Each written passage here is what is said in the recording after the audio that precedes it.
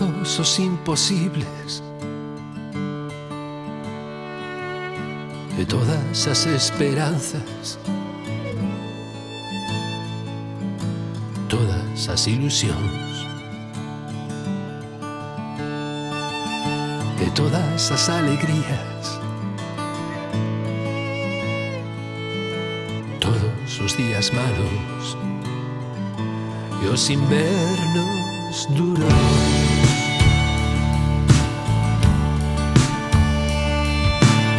Os aniversarios e as mañas de outono,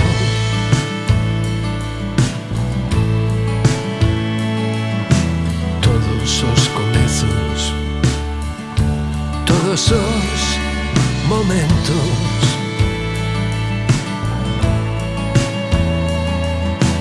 todos os afáns, todos os misterios.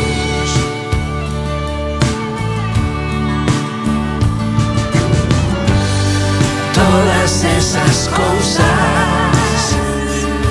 todo, absolutamente todo, levaron todo, sin pensar demasiado, levaron todo.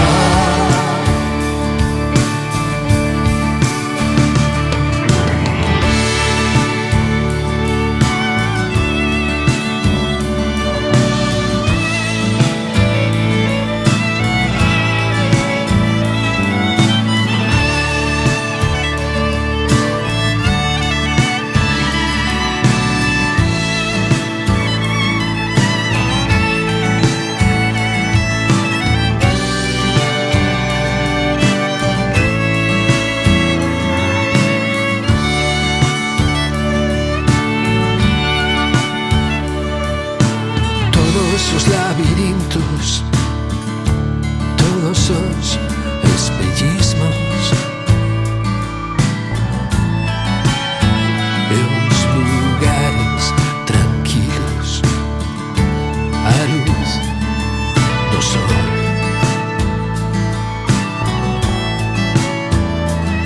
e o mar e o mundo infinito.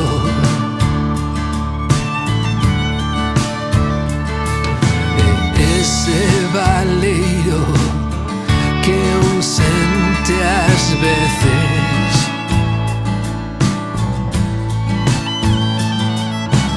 esa plenitude que non se pode explicar. Os tesouros perdidos, o que había de chegar.